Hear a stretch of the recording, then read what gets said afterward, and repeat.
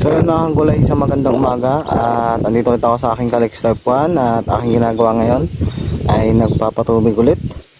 Ayan, so ito nga pala mga gulay yung ating nakuha tubig, so medyo mahina.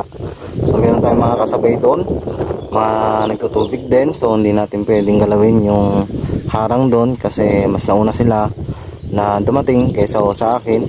So ako kasi lumabas ako ng 3 AM pero may mga flashlight na sa gawing bungad kaya hindi na ako pumunta doon para magpalakas nga ng tubig kasi sigurado naman na andun sila para gamitin kaya ganoon din sila kaaga.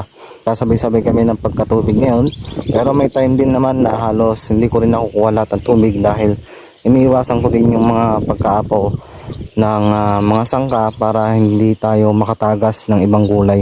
Kasi dito mga kagulay, ang harvest na nga po dito ng Calixto ay nasa hapon. So pitas hapon na po yung talong ngayon, lalo na ganitong area ay malayo sa amin.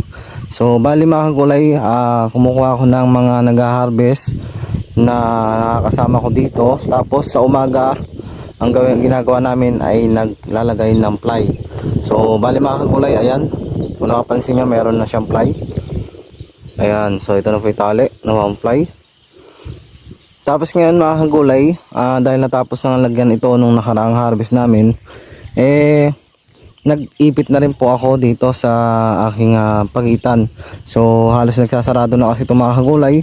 Dahil nga sa tansya ko hindi naman siya mayayari dahil pipitas pa kami sa hapon, ginawa ko muna na pagitan isa muna yung naging lagay namin. At kapag ka naipit to mga kagulay yung lahat ng tudling, so dito kasi may ipit to. Ayan, so nakikita nyo, ito yung ipit nya.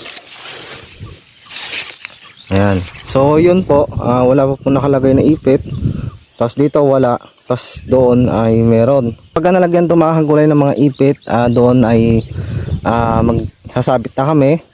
Dahil may mga sanga na hindi nakuha o hindi nasakop ng mga ipit. Kaya kita nyo mga kagulay, pagka naisabit namin to, makikita nyo yung kagandahan kapag ka nakaipit itong Calixto F1 at hindi po talaga hassle na mag-spray at mag-harvest. Bali mga kagulay, sa third harvest natin naka 89 bundle po tayo ng good. At yun nga mga kagulay, dahil pitas hapon na nga to, hindi na rin po tayo masyadong nakakapag-video dahil talagang busy dahil kulang din po tayo sa mga kasama natin.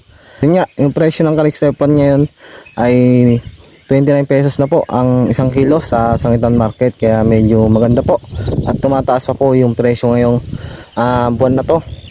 Sana magtuloy-tuloy po.